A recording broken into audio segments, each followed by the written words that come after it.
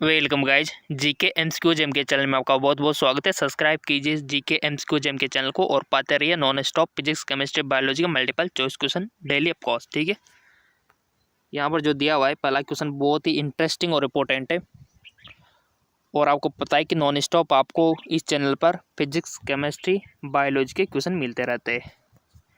पहला क्वेश्चन है, एक पौधे के आनुवांशिक पदार्थ को दूसरे पौधे में हस्तांतरण करने की विधि कहलाती है। The method of transferring genetic material from one plant to another.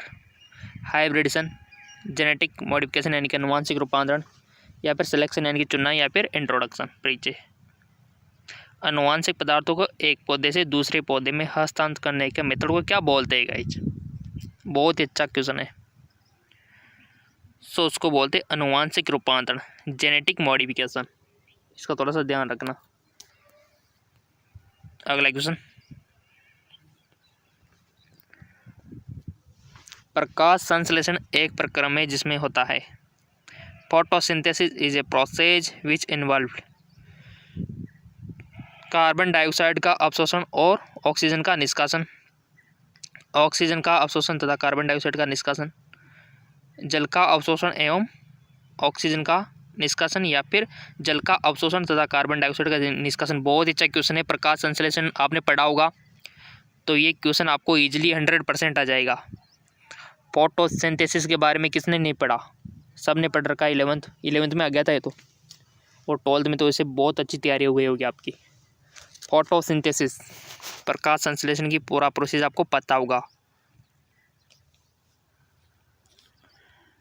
अगर आपको पता है तो आप इसको सही करोगे। तो ऑप्शन आपको देख लो, समझ लो। यहाँ पर CO2 का कहीं पर अवशोषण हो रहा है तो कहीं पर O2 का निष्कासन हो रहा है, कहीं पर O2 का अवशोषण हो रहा है तो कहीं पर CO2 का निष्कासन हो रहा है, कहीं पर जल का अवशोषण हो रहा है, ठीक है, एवं ऑक्सीजन का निष्कासन हो रहा है, कहीं पर जल का अवशोषण हो रहा है और कार्बन डाइऑक्साइड का निष्कासन हो रहा है। तो यहाँ पर ये चार ऑप्शन आपके सामने हाजिर है कंप्यूटर स्क्रीन, आपके मोबाइल स्क्रीन पर। सो इसका राइट ऑप्शन हो जाएगा आपका correct answer observation of CO2 and release of oxygen. Carbon dioxide का तो अवशोषण होगा और ऑक्सीजन का निष्कासन होता है, ठीक है। CO2 का अवशोषण और O2 का निष्कासन, ठीक है, ये ध्यान रखना। तभी तो CO2 का यूज होता है इसमें क्लोरोफिल के थ्रू, जैसे कि आपको पता है कि प्रकाश संश्लेषण में, ठीक है। CO2 का यूज करते पौधे, तभी तो वातावरण को शुद्ध रखते हैं और तभी तो आपसे बोला जाता है कि वृक्ष लगाओ, वृक्षों को काटो मत हो, ठीक है। ज़्यादा से ज़्यादा वृक्ष लगाओ ताकि हमको शुद्ध वातावरण मिले, अच्छी ऑक्सीजन मिले। अंतराफसल रखती है, इंटरक्रॉपिंग इन्वॉल्व, एक समय में एक होने वाली, एक खेत में विभिन्न फसलें, दो या दो से अधिक एक साथ फसलें एक ही खेत में उगना, दो या दो से अधिक फसलों को एकांतर कतारों में उगाना। सो इसका राइट ऑप्शन हो जाएगा दो या दो से अधिक फसलों को एकांतर कतारों में उगाना, वो होता है अंतराफसलीकरण। दो या दो से अधिक फसलों को एकांतर कतारों में उगाना। अगला क्वेश्चन है, सागर समुद्र के साथ साथ झील और लवण जिले में मछली पालन का क्षेत्र का कहलाता है। जलीय पालन, प्रग्रहण, मत्स्य पालन, समुद्री पालन, मत्स्य पालन। सागर समुद्र के साथ साथ झील और लवण जिले में मछली पालन का तरीका कहलाता है। तो राइट ऑप्शन हो जाएगा आपका मत्स्य पालन, फिश फार्मिंग। वायुमंडल के किस परत पर ओजोन उपस्थित है? क्षोभमंडल, आयनमंडल, समतापमंडल, बहिर्मंडल। वायुमंडल के किस परत पर ओजोन उपस्थित है?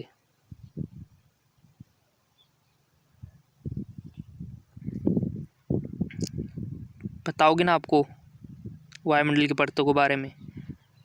ऑप्शन दे रखा है ट्रोटोस्फीयर यानी कि क्षोभमंडल, इनोस्फीयर यानी कि आयनमंडल, स्ट्रेटोस्फीयर यानी कि समतापमंडल, और एक्सोस्फीयर बहिर्मंडल। तो राइट ऑप्शन हो जाएगा आपका समतापमंडल, समतापमंडल। अगला क्वेश्चन, निम्नलिखित गैसों में से कौन सी गैस निःश्वासन लेने पर अधिक जहरीली मानी जाती है? बहुत अच्छा क्वेश्चन है। Which of the flowing gas is consider highly poisoning? CO2, ozone, carbon monoxide, methane. इसका राइट ऑप्शन हो जाएगा आपका carbon monoxide. Carbon monoxide CO haemoglobin से कंबाइन होके बहुत ही ये पॉइजनिंग बनाती है, जो कि हानिकारक है। अगला क्वेश्चन, कंबाइन हो जाती है गाइस ये हीमोग्लोबिन से। निम्नलिखित में से कौन सा जैव निम्नीकरण नहीं है? Option first paper, option second plastic, कपड़ा, वनस्पति पदार्थ। Right option is plastic. Next question, समुद्र तल से क्षोभमंडल तक की ऊंचाई लगभग कितनी है? The height of the troposphere from the sea level approximately आपको बताना है। 0 to 10, 20 to 50, 50 to 60, 10 to 20। Right option is 0 to 10। Next, सूर्य की किरणों के ऊष्मीय प्रभाव का क्या कारण है? The heating effect of the sun rays in due to infrared यानी कि अवरक्त किरणें, पराबैंगनी किरणें, द्रव्य किरणें या फिर सूक्ष्म तरंगें। राइट ऑप्शन अवरक्त किरण यानी कि इंफ्रारेड रेज। नेक्स्ट, अम्लीय वर्षा का कारण है?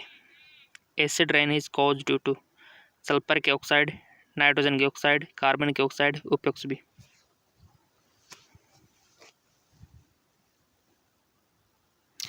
राइट ऑप्शन इज उपयुक्त भी। ये सब कारण है अम्लीय वर्षा के। बहुत ही डेंजरस होती है अम्लीय वर्षा, काफ़ी नुकसान होता है जंतु को तो होता ही है, फसलों को भी होता है एसिड रेन से, क्योंकि ये सब इसमें बारिश में घुल जाते हैं, बारिश जो होती है ना वर्षा उसमें। नेक्स्ट, यातायात और संघनन स्थलों में जलन वाली ब्राउनी धुंध का क्या कारण है? Sulphur dioxide, nitrogen dioxide, carbon dioxide, nitrogen monoxide. तो राइट ऑप्शन हो जाएगा आपका नाइट्रोजन डाइऑक्साइड। नेक्स्ट, थोड़ा सा एडजस्ट कर लेते हैं। निम्नलिखित में से कौन सा विज्ञान की शिक्षा का उद्देश्य नहीं है? अधिगम्यता के अवलोकन के कौशल को विकसित करना, या फिर अधिगम्यता में जिज्ञासा को बढ़ाना, पुराने रीति रिवाज और अंधविश्वास को बनाए रखना, अधिगम्यता की खोज में भावनाओं को जागृत करना। तो इसका राइट ऑप्शन हो जाएगा पुराने रीति रिवाज और अंधविश्वास को बनाए रखना। इन्वायरमेंट यानी कि पर्यावरण से तो क्वेश्चन आता ही, आपको पता है क्वेश्चन बन सकता है पर्यावरण से रिलेटेड। विश्व पर्यावरण दिवस कब मनाया जाता है? The world environment day observe on 5 जून, 15 जुलाई, 1 दिसंबर, 8 जून। बताओ ईमानदार, अपनी अपनी ईमानदार से बताओ गाइज, ताकि आपको पता चले कि आप कितने नॉलेजफुल हो। विश्व पर्यावरण दिवस 5 जून को, ठीक है। अगर आपसे पूछ रहा जाए कि अंतर्राष्ट्रीय योगा दिवस कब मनाया जाता है, फिर अंतर्राष्ट्रीय योगा दिवस कब मनाया जाता है, तो फिर आप क्या कहोगे? कमेंट बॉक्स में आप बता सकते हो। अगला क्वेश्चन, नीचे दी गई सूची में से उस गुण का चुनाव कीजिए जो उपार्जित हो सकते हैं लेकिन वंशागत नहीं। उपार्जित हो सकते हैं लेकिन वंशागत नहीं, बताइए। आँख का रंग, बालों का रंग, त्वचा का रंग, शरीर का आकार। From the list given below, select the factor which can be required and not inherited.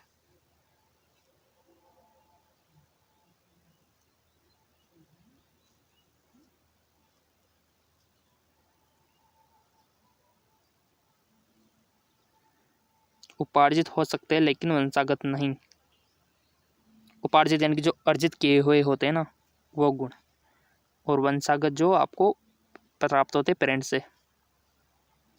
तो यहाँ पर इसका शरीर का आकार, ठीक है, इसको उपार्जित हो सकते हैं लेकिन वंशागत नहीं हो सकते। शरीर का आकार। नेक्स्ट, नीचे दी गई सूची में से किस व्यक्ति ने चिपको आंदोलन शुरू किया? मेधा पाटकर, A.K. बनर्जी, अमृता बिश्नोई, सुंदरलाल बहुगुणा। बताइए इसका राइट ऑप्शन क्या होगा? इसका राइट ऑप्शन हो जाएगा सुंदरलाल बहुगुणा।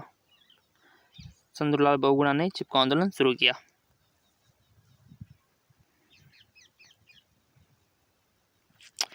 कीट और चमगादड़ के पंख होते हैं एनालॉगस विषम जातीय, होमोलॉगस समजातीय, वेस्टिकल यानी कि अवशेष, या फिर समान भूमि संरचना।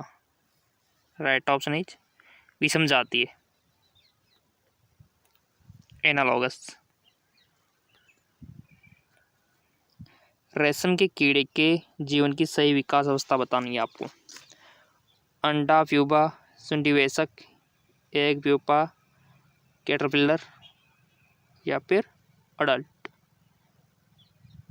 रेशम कीड़े के जीवन का सही विकास अवस्था आपको बतानी है। सो राइट ऑप्शन है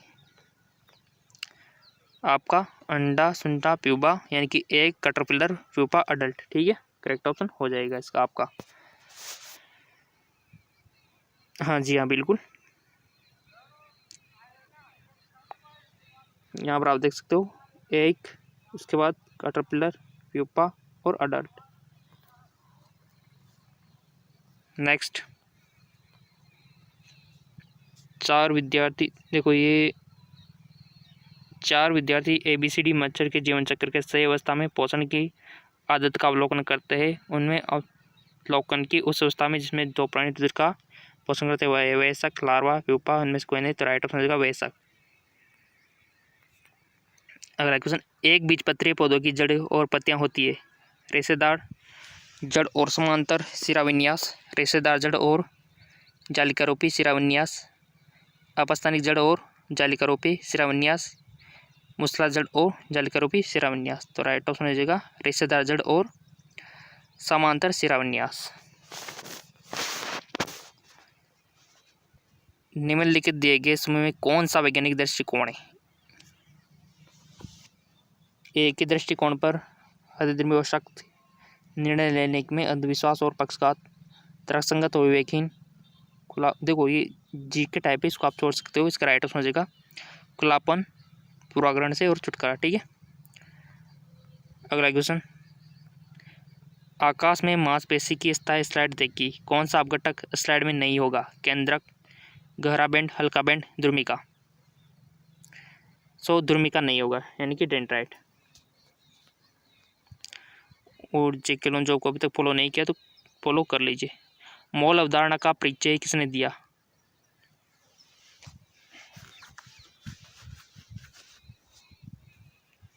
Dalton, Berzelius, Avogadro, Thomson. Avogadro. Oxygen का अणुभार है 16, 8, 32, उपयोग में से कोई नहीं। ऑक्सीजन का अणुभार है तो राइट ऑप्शन हो जाएगा आपका 32। 0.5 ग्राम हाइड्रोजन गैस किसके बराबर है? 1 मोल, 0.5 मोल, 2 मोल, 0.25 मोल। 0.25 मोल के बराबर। अगला क्वेश्चन है, नाभिक के चारों ओर इलेक्ट्रॉन का घूमना नियंत्रित होता है। The movement of electron around the nucleus is courted by quantum यांत्रिकी, न्यूटन का गति का तीसरा नियम, न्यूटन गति का दूसरा नियम, न्यूटन गति का प्रथम नियम। राइट ऑप्शन है क्वांटम यांत्रिकी। और इंपॉर्टेंट लिंक है नीचे डिस्क्रिप्शन में दे रखे हैं।